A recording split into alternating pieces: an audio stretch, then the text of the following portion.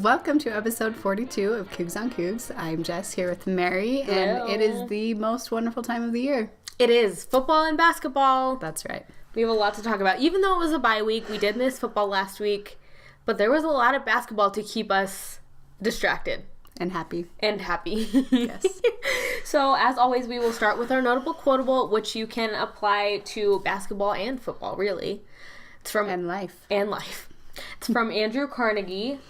And he said, "Teamwork is the ability to work together toward a common vision, the ability to direct individual accomplishment toward organizational objectives. It is the fuel that allows common people to obtain uncommon results." Like winning the WCC, right? Mm-hmm. We're using the power of the secret. We're going to.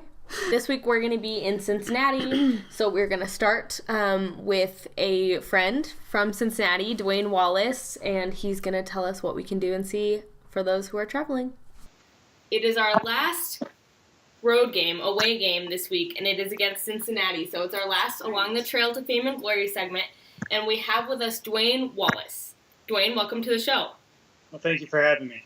So you can find Duane on Twitter at Duane Wall. We'll put that up for you.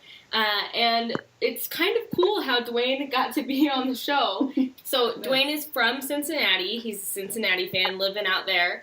And he came out here last year for the Cincinnati game and tailgated with the crew and made some really good friends at the tailgate out there. And then you liked it so much that you came back again this year for the Mississippi State game, right?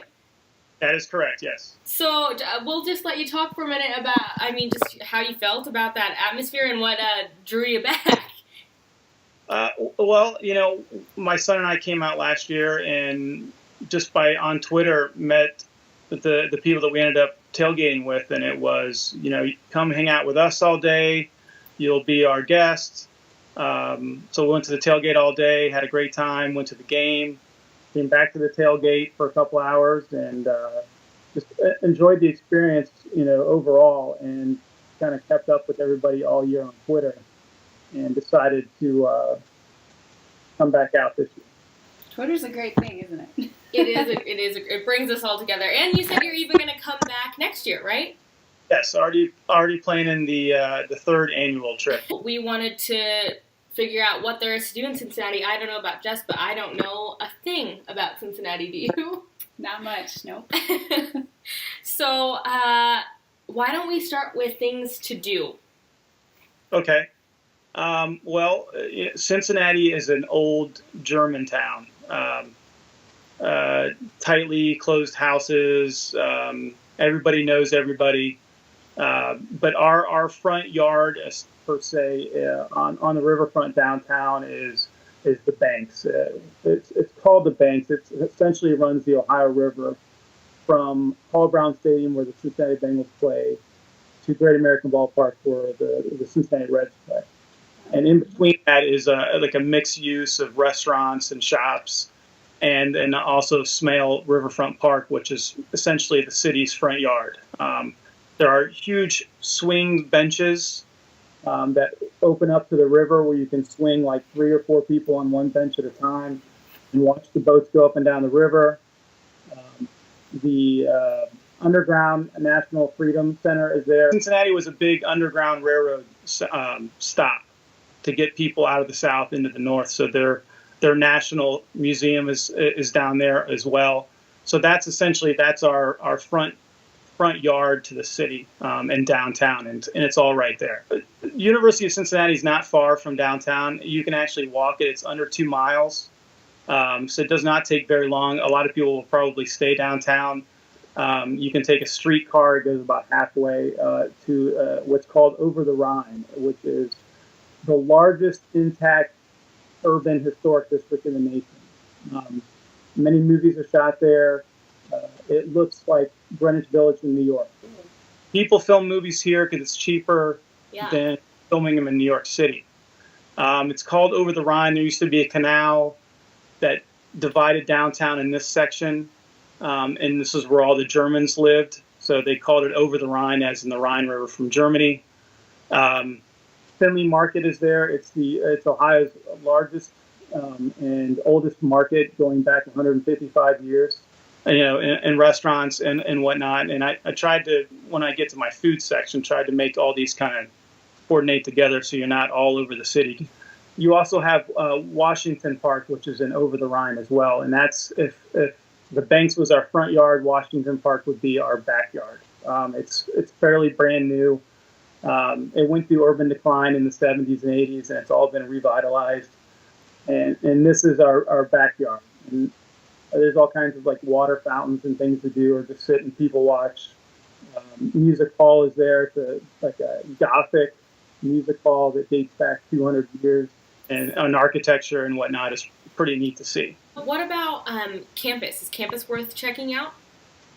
Campus is very, architecturally diverse. The university is, fairly old, so you have your old school buildings that probably every campus has, but then you have your newer design buildings. And if you look at pictures at Nippert Stadium, you can see all the different buildings that are built around Nippert. That's what separates kind of Nippert from a lot of different universities. Is Nippert Stadium is right smack dab in the middle of campus, and all the buildings are built around it. So it's easily walkable. You can get around really easy. So you came and tailgated out here. What's it like there? Would you recommend it? I would recommend it. I actually tailgate with a group called the Republic of Cincinnati. They have like a trailer set up there in the grid. The grid is like a grass area, so it's not like your typical parking lot. Okay. It's like 10 by 10 setup, similar to what I guess the Grove would be down at Ole Miss, but not quite as large. They'll have a flag. It'll have the Republic of Cincinnati flag, and any BYU fan is welcome to stop by. It's our tailgate, but it's everybody's tailgate is what we tell everybody. The bands are playing up on a stage. It's a little bit bigger than BYU, but I did notice it got bigger over the year from last year to this year. My favorite part of this segment is hearing about the food. Yes. So where would you recommend that fans that are visiting go eat? Cincinnati is kind of known for Cincinnati chili.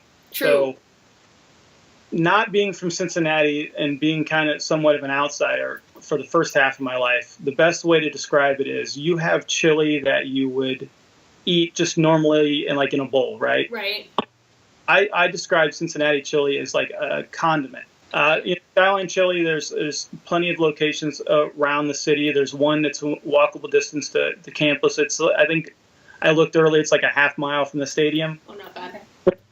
And you can get cheese conies, which is just like your coney with your chili and your cheese on it. And when I say cheese, it's literally like a half a pound of shredded cheese. 4 ways, and 5 ways, which is a 3-way is your spaghetti, chili, and cheese. And then you can get a 4-way, you can add beans or onions, and then a 5-way would add both. But the best part is they do have Skyline at the stadium. You can get cheese conies at the stadium. Oh, very cool. Great. I tried to tie that in for, if you don't have a whole lot of time, you can still try to... Get it at halftime? Yes. My second choice is Grater's Ice Cream. Now, I know you guys have talked about ice cream on other shows, and I've tried the Creamery in BYU. But I actually introduced Grater's at the Mississippi State tailgate. Cool. Kroger's owns the Smith's grocery market in Utah. Yeah. And you can actually buy Grater's Pints ice cream in Smith's. Oh. It's been made in Cincinnati for almost 150 years, and it is made in only 2-gallon batches, and then it's all hand scooped into their pints. Oh, cool. It's called like a French pot process. So their famous flavor is black raspberry chip.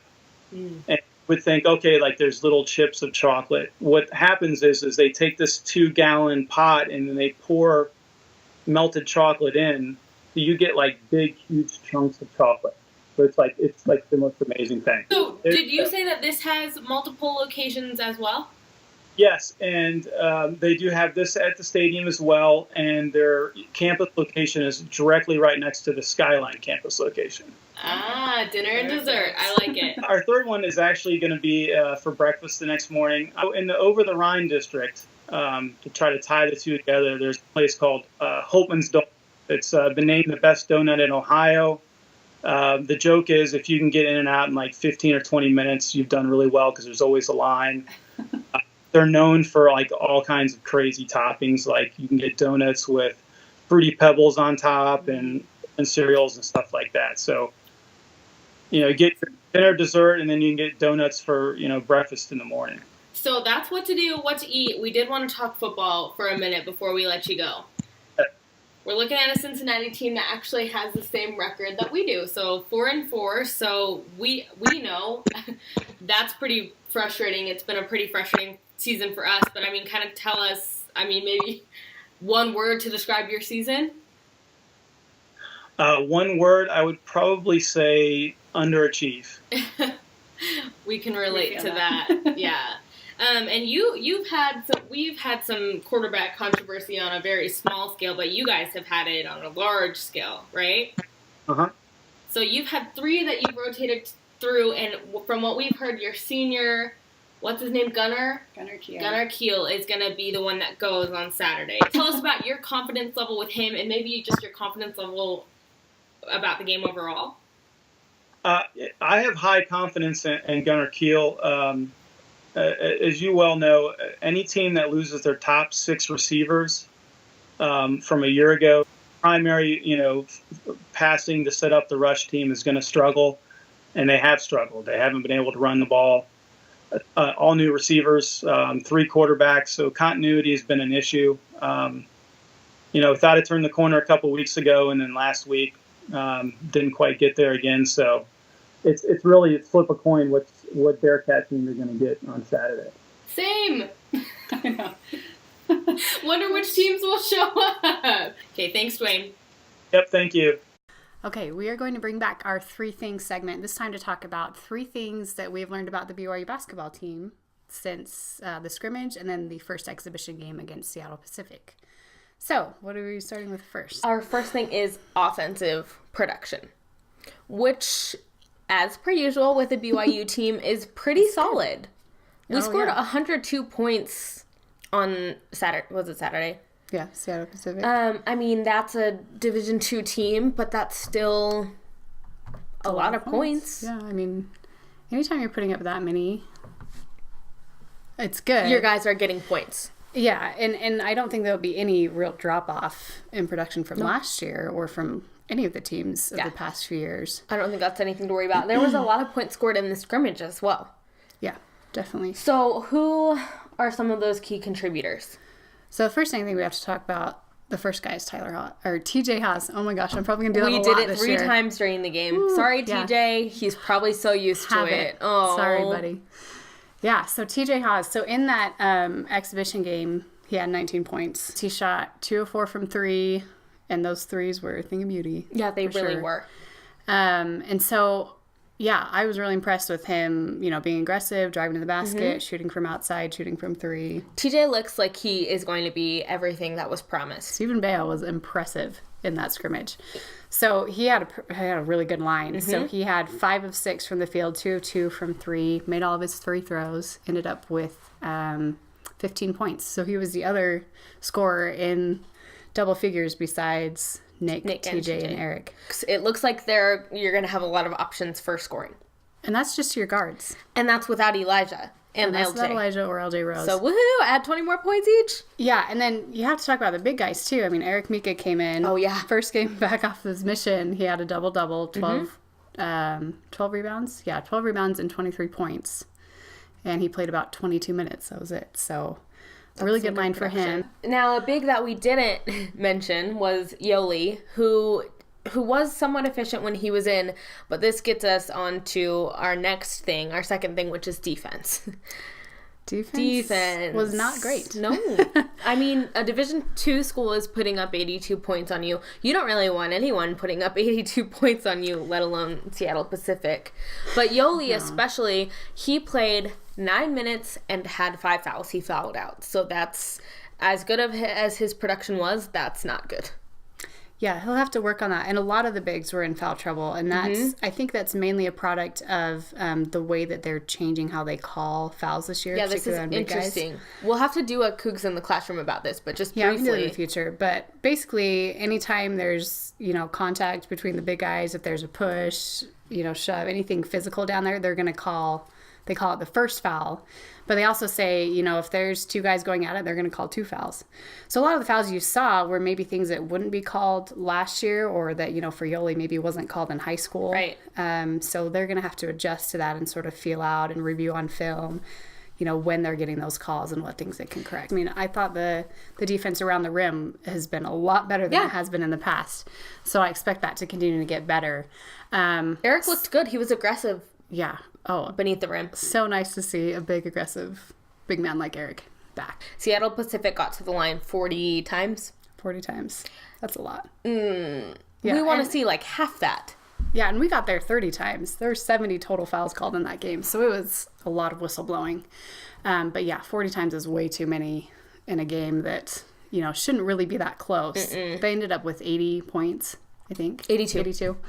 Okay, so, and 25 of those came from foul shots. The third thing we wanted to talk about was leadership on this team.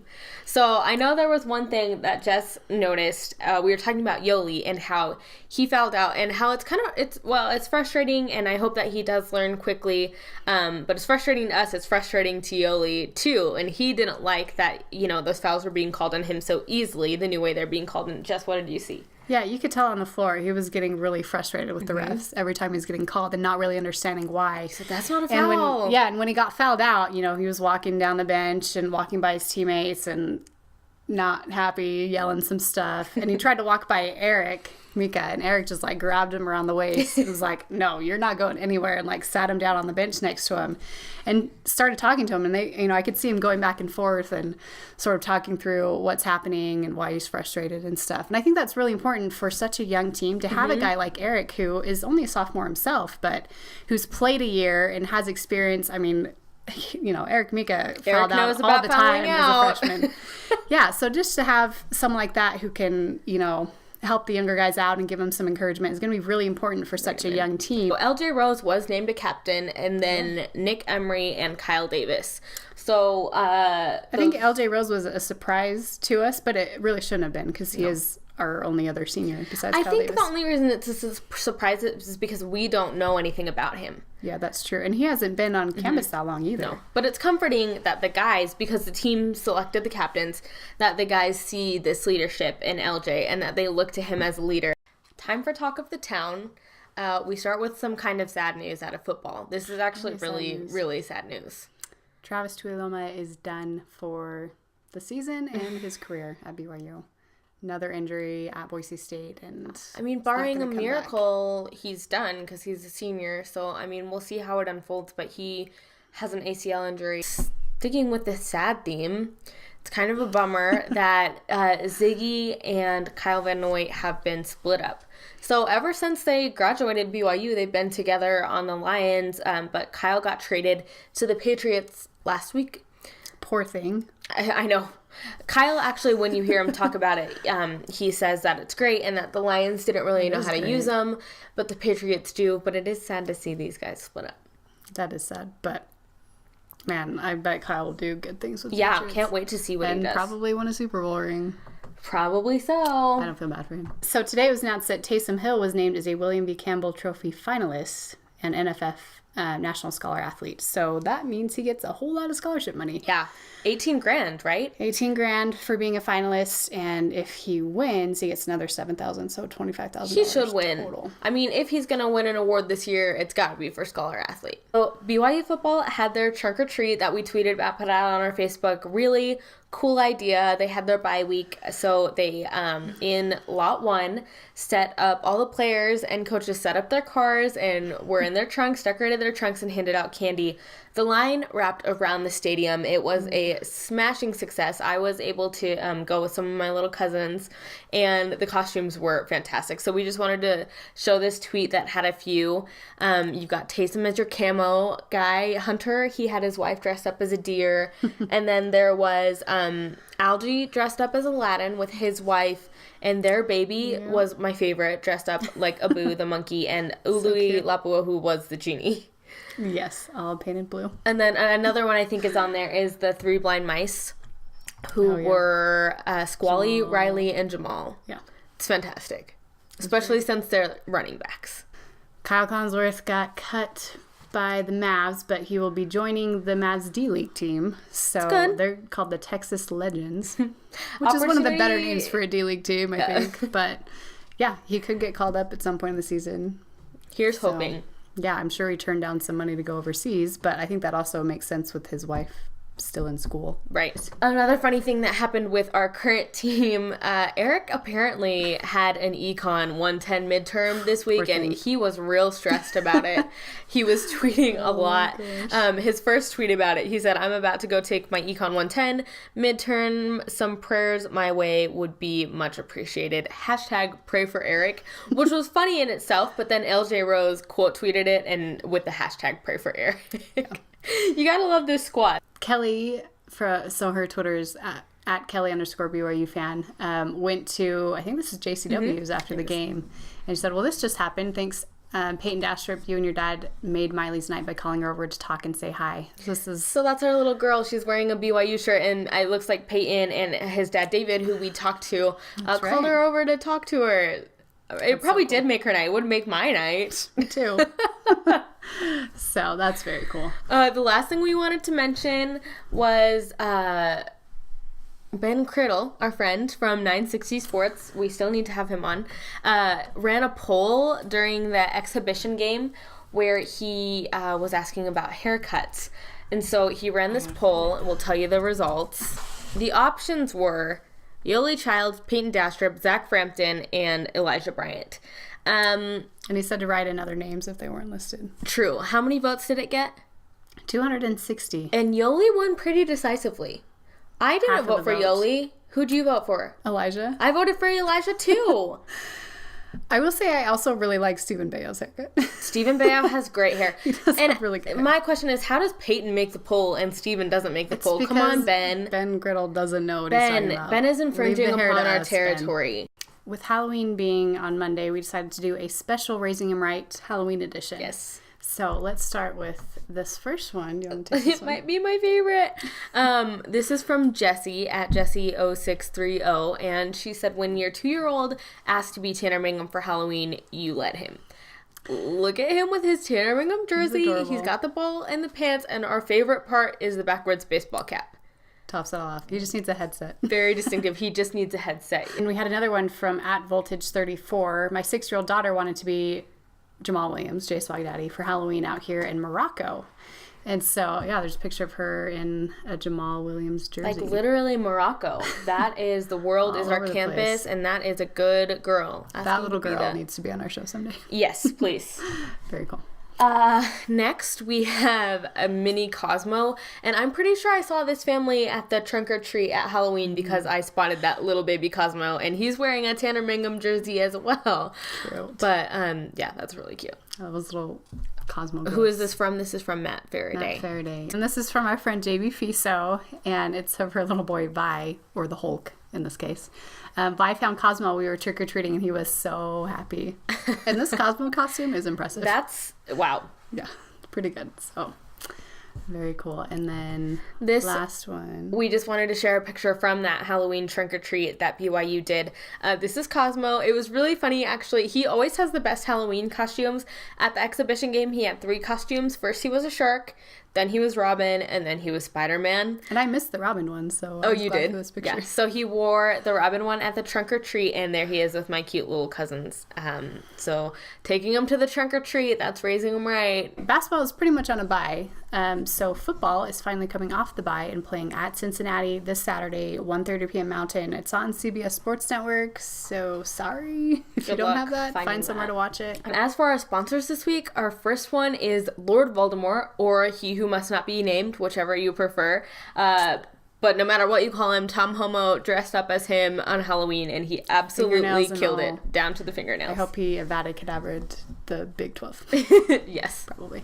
And then sponsor number 2 is a Bearcat, as in Cincinnati Bearcats, who we hope we destroy this weekend. Yes, your mascot is kind of cute, but we hope that we beat you. But just look at that Bearcat. May you always stay loyal to the white and blue. For Just, I'm Mary. We'll see you next week.